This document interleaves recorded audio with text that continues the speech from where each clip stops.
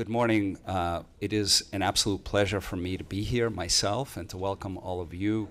For me, this is not just another conference. I do speak at many places, but this is truly, for those of you who know me, this is home base for me. So this is family, and so what a pleasure it is to be here again. And I will teach you how to get re-invited to conferences a little bit later in a couple of minutes. It's a secret I picked up just last year. First of all, let me also thank our co-sponsors, along with Wachtell Lipton, Paul Hastings, and also our collaborator, Gladstone Place Partners. We are grateful for your sponsorship of this event. And I see there's a CLE sign-in sheet. I see it still has the Paul Hastings name, probably from the time before we were co-sponsors, which I love as an artifact of how long this conference has been going on, so please keep it there as a reminder. Erica Mitnick-Klein, sitting over there as the executive director of the Millstein Center, asked me in an email to speak a little bit about kind of the M&A environment. I think maybe Jeff Gordon here asked her to do that, but she sent me this email on November 11th, okay? And I got this email, I opened this email on the 20th of November, which should probably tell you all you need to know about M&A volume these days and how busy we are doing the business. I'll spend just a couple minutes, maybe 2 or 3 minutes at most, just setting the table so that you can appreciate what a crazy year it has been in terms of M&A activity. So volumes clearly higher, and it has been really a tale of two cities. I have a feeling that you could show numbers, and in fact I have some numbers, although I really won't talk to these slides, but I did prepare them for you. It's a big year in M&A. It's a growing kind of amount, and I think we'll finish quite strongly when all is said and done. And you'll see the kind of various iterations over the years of what has happened. And we like to talk about volume, but M&A lawyers and bankers and other professionals tend to measure these stories, I think, against expectations, not really against some hard numbers. And in terms of expectations, this has really been a tale of two cities. When the year began, there was unbelievable enthusiasm after Trump's election that this would be like the floodgates are opening and the regulators are not even showing up to work and we're going to do every deal imaginable. And there was a lot of disappointment. There was a weak first quarter. There was a lot of political turmoil. And of course, right as that quarter ended, we had Liberation Day on April 1st. Deal activity kind of seized up for a while and then rebounded very, very quickly. By May, you already saw it in the numbers, which was a remarkable kind of occurrence and has been very, very strong since. So double kind of pivot this year, big changes in expectations along the way twice. And what I'll say about that is that, we've had a tough 5 years, or at least an eventful 5 years. If you think about, there were the COVID years. It was the same thing, by the way. Deal activity dropped off, off incredibly in the spring of 2020, picked up incredibly by the end of that year. I don't think I've ever worked harder in my life than I did in 2021, and maybe even 22. And we've had that. We've had geopolitical uncertainty and volatility. We've had high interest rates. We had inflation. We've had political turmoil of every other stripe, and Liberation Day, of course, and all of this. And I think one of the things that has happened is for executives and board members in the boardroom these days, they're so accustomed now to this extreme pace of events, and they've become really resilient. And I think that you see it in the reactions and how quickly people are rebounding from what in any other era I would say would be like a start of a recession. It's actually remarkable to watch. It's like almost like the boy who cried wolf phenomenon. People have built companies to be resilient. They've built their psychology to be resilient, and you're seeing this bounce back quite often. And I think part of the deal enthusiasm today is it's almost like the worse the challenge, the more I'm going to jump right into it because we'll get past it. And the lessons of the past have been that if you bet, if you bet against M&A or against the stock market, which is booming, of course, you will pay the price because there'll be a quick rebound, so don't do it. And that in itself contributes to this phenomenon, and which I find very interesting. I mean, you'll see on these slides, deal volume is up. Deal volume is up. The number of deals is sharply down. It's actually at one of the low points. So where are we making up the volume? We're making it up on the dollars, right? Bigger deals, record number of deals above $1 billion, record number of deals above 5 and 10 billion, right? So bigger deals. Interestingly, I don't have a slide, but I did see the data recently. I used to believe for many years that there was a constant percentage, kind of like a fixed percentage of M&A volume divided by global market cap. I was told this by a banker many years ago, and I took it as gospel. Turns out it's not actually true.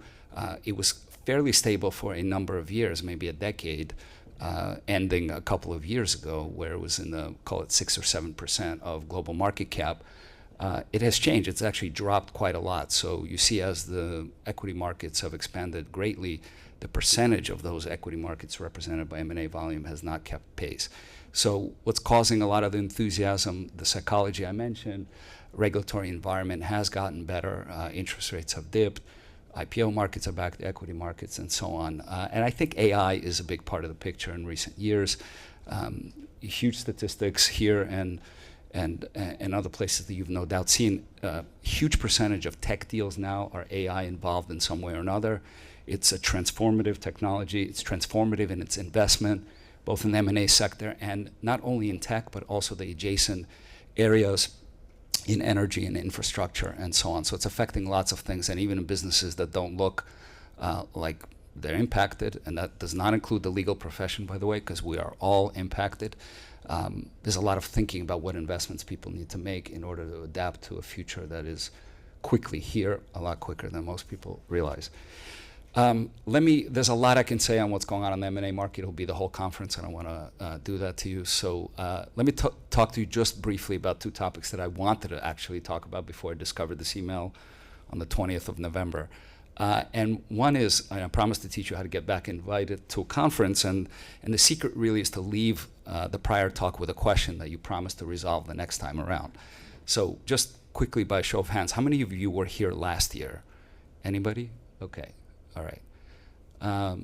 So a minority of you. And if any of you, for those of you who were here, one of the questions I asked last year related to Elon Musk, who then was one of the most powerful, actually I called him the most powerful man in government, and that was then.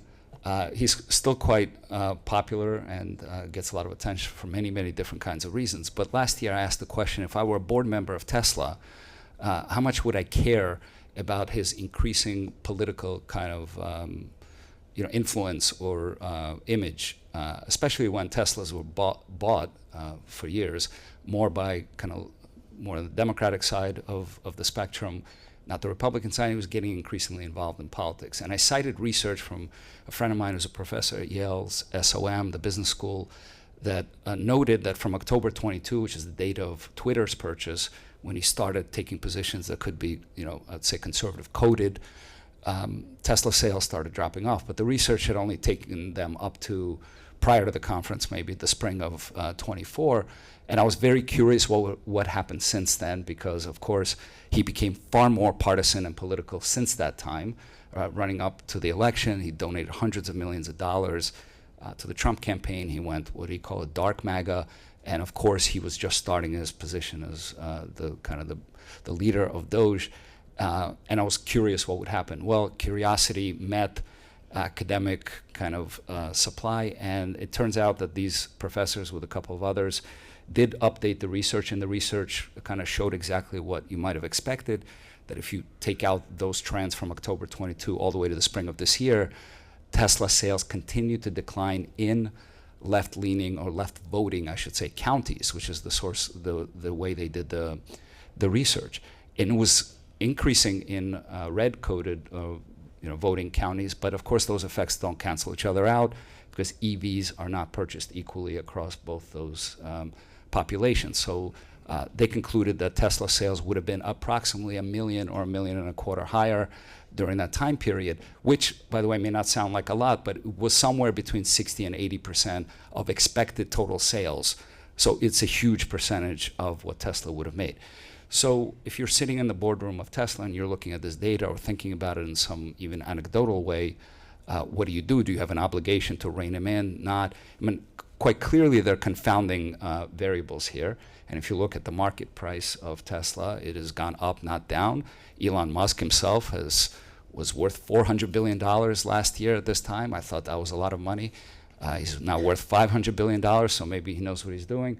But the confounding variables include, Tesla's getting into robotics and AI, and in fact, the kind of anecdotal observations, that's the source of the increase. So, Elon is, the question continues to be asked, right? What do you do? So to date, Tesla's doing quite well, so the board is not doing anything about it. But you can imagine a situation where boards are increasingly having to grapple with this idea, is my CEO becoming too political?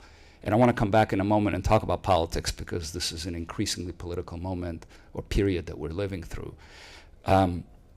Elon is also responsible in many ways for the reincorporation drive, and I talked about that a little last year. I won't revisit it, except to give you one interesting statistic. It was interesting to me because I made a claim last year that I didn't think Nevada and Texas would really see a lot of business away from Delaware. I still believe that. I will still defend that, and hopefully the panel at the end of this conference will show you why.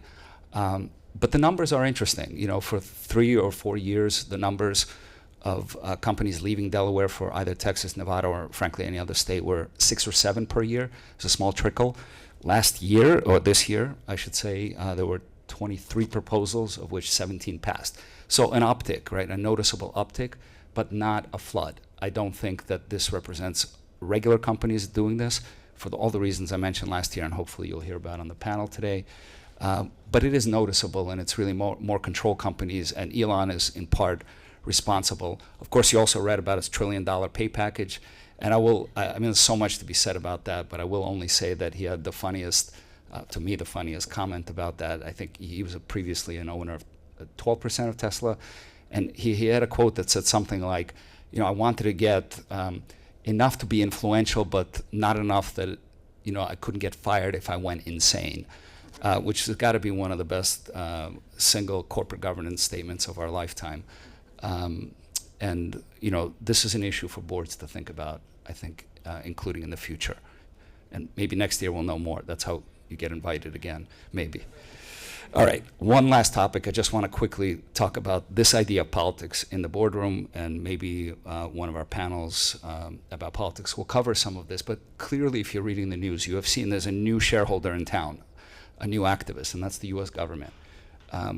It's not the first time the U.S. government has taken equity stakes, but it is really the first period in which this is becoming a habit, and there's a lot of expectation this will continue.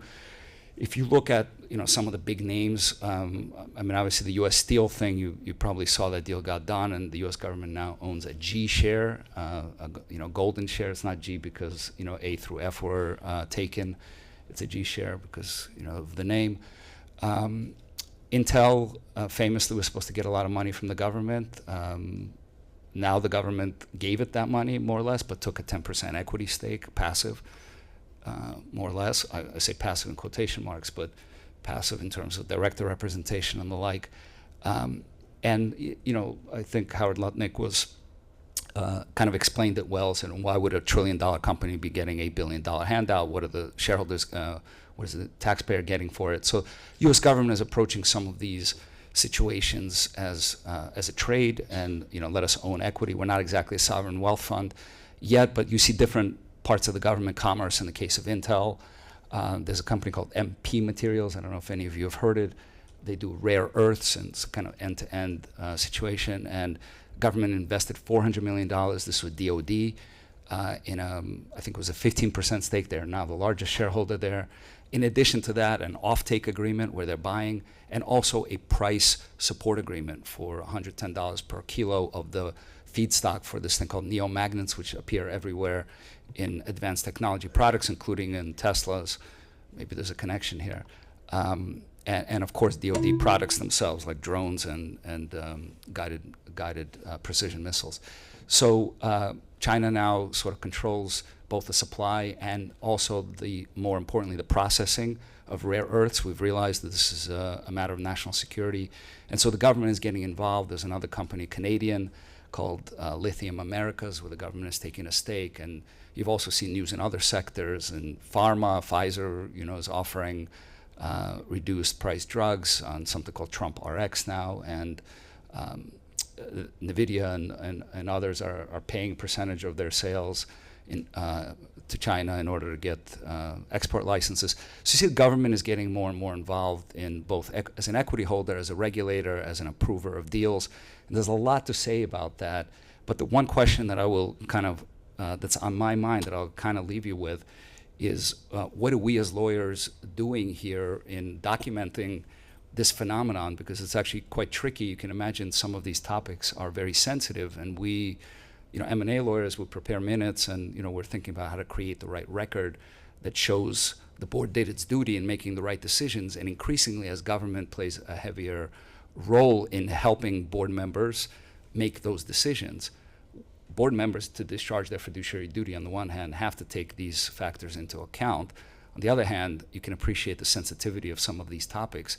They're not tailor-made for writing minutes, certainly not long form. So this tension exists, is something that we are dealing with as we think about how to write things where government and other sensitive topics relating to government are more in the boardroom decision space. And I think this is going to be a continuing challenge because you can appreciate the dilemma. I just want to leave you with these topics, and you have a great conference here. We have, these topics are phenomenal, not just the topics, the speakers are phenomenal.